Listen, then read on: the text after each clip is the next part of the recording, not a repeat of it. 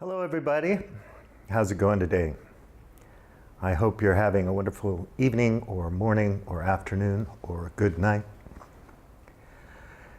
It's all Truman Show now, folks, and we're all the stars of our own Truman Show.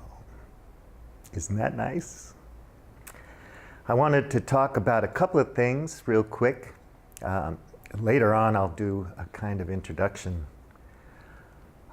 off campus about who I am and why I want to do this. My nickname is Buliamti. I have a story behind that name, but you don't need to know it right now. Maybe in the future, if anybody ever watches this channel. So, introduction later, but for now I want to talk about the Extinction Rebellion a little bit and the reaction to it by mainstream people. And I want to talk a little bit about Sam Harris's recent upload podcast, which was of a podcast he did a couple years ago where he was discussing why radical jihadists hate us. Okay. So today I am re-releasing an old episode, which unfortunately is highly relevant this week. The episode was originally 43 of the podcast, titled, What Do Jihadists Really Want? And the original release date was August 17th, 2016. So a little more than 2.5 years ago. And in the aftermath of the recent bombings in Sri Lanka, I decided to listen to it just to see if there was something more I needed to say to make sense of the current situation.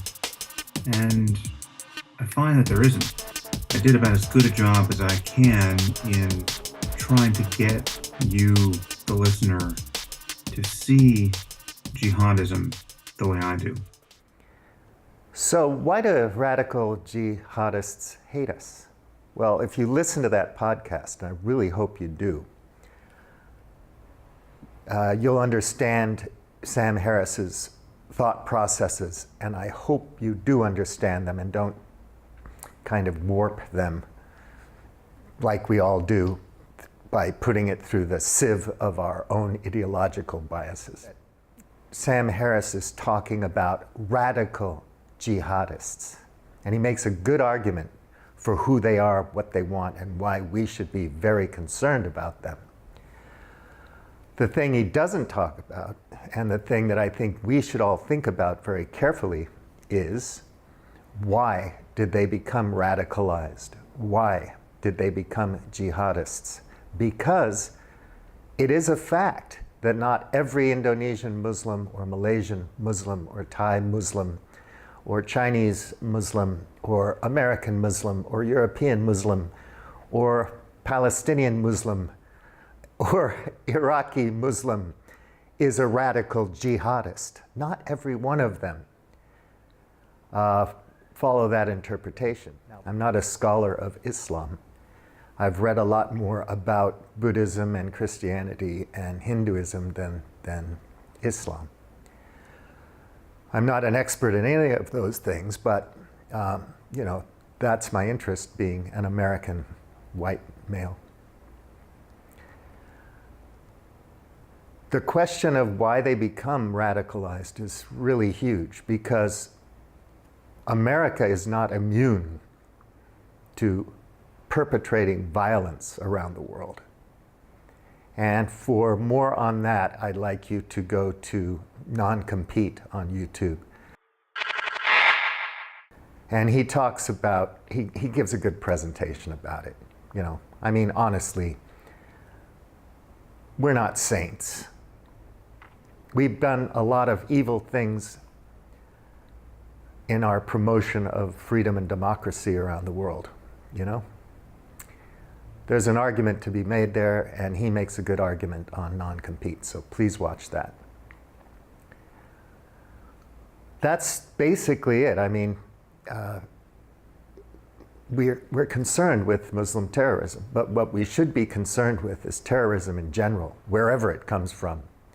If it comes from a government, a state, even a big, powerful, rich state, or if it comes from a cult, Koresh, or non-religious cult, right-wing nationalists, or whatever. There's a lot of things like that that are going on, and people join these groups for many reasons. I think one of the big ones is they need to fit in somewhere. They need that attention and brotherhood and so on. Sam Harris talks a lot about that. I think he's really dead on. But he doesn't really consider, why they become that way, actually. Not really. And it's kind of America-centric, his point of view. Of course he's an American, why wouldn't he be?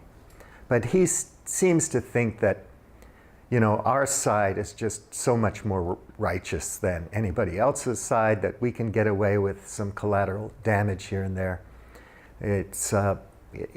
Shit happens, and America's pretty damn good, so comparing apples and oranges, yes, they're different fruits, but they're different.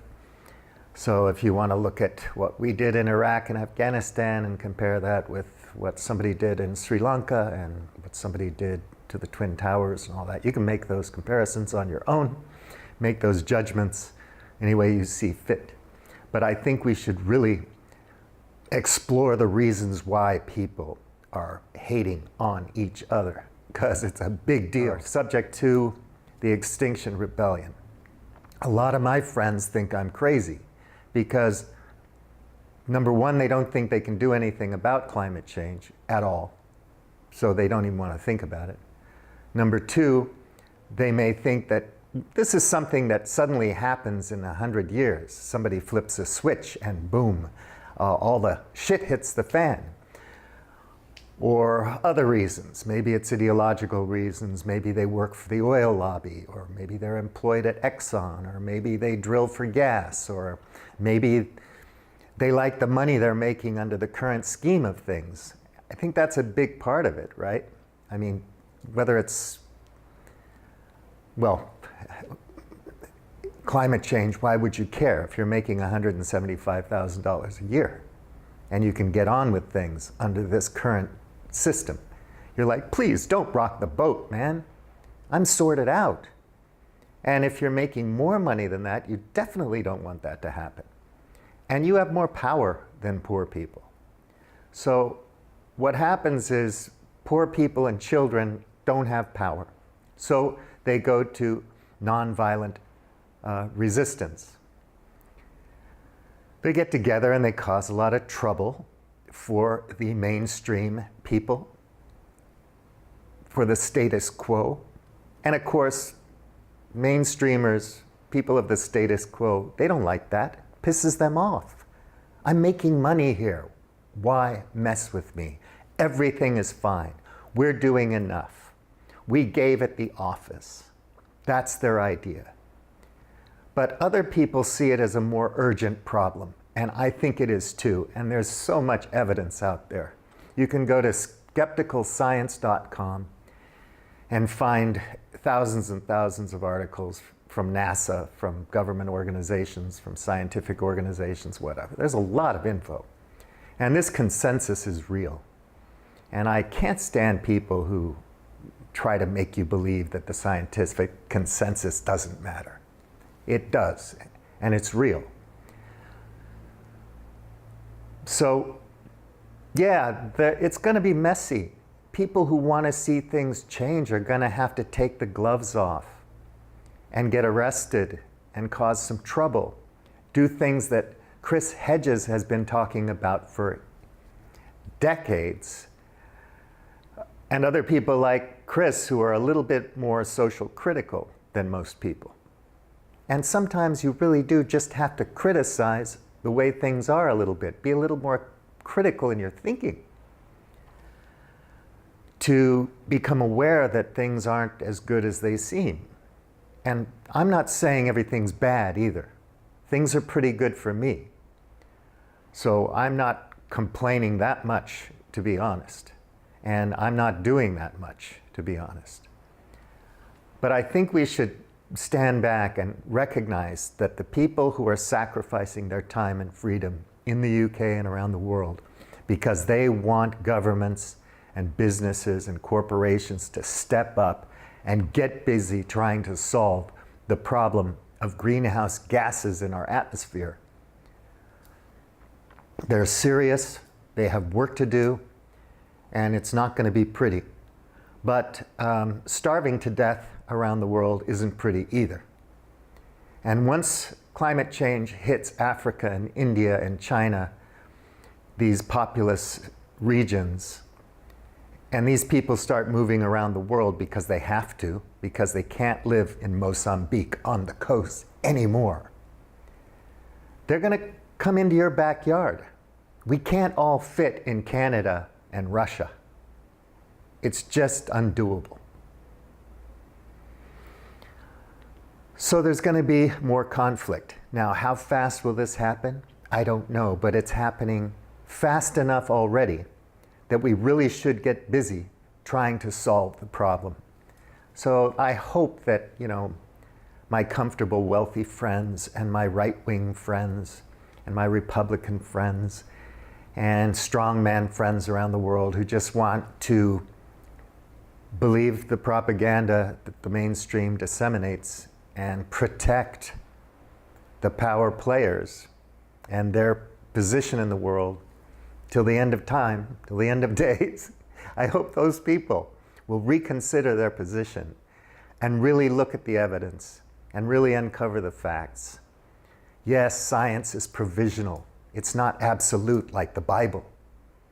If the Bible is the word of God Almighty, the Quran, the Bhagavad Gita, or whatever, if that's the word and you have an absolute interpretation of it that everybody in your religion agrees with, and that's as far as you need to go, then let's go back before Galileo and forget our iPhones and go back to burning witches and go back to the Inquisition and go back to genocides. Is that what you want? Mayan sacrifices? People around the world in general, organizations and governments have made lots of mistakes.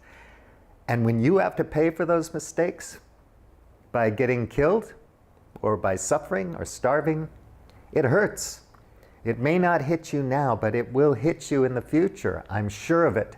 And these children, like Greta Thunberg, know this is true.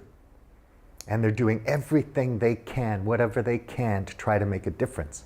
So status quo people on BBC, just go home. Go back to your money. We're also joined from Cambridge by Ross Clark, a journalist from The Spectator magazine, who's been very critical of both the aims and tactics used by the demonstrators. Welcome to you as well, Ross. Thanks very much. Can I start by asking you then, Ross, for your main concerns about the way this protest has evolved? Well, Extinction Rebellion seemed to think that nobody had ever thought about tackling climate change until they came on the scene, whereas in fact we've had massive investments in renewable energy, which has meant that 1/3 of the electricity generated in Britain last year was from renewables and so on. Lots have been happening even before some of these extinction rebels were born. And you think, well, what have they brought to the conversation? Go back to your toys. Go back to your club. Go back to your $300 bottle of French champagne or whatever.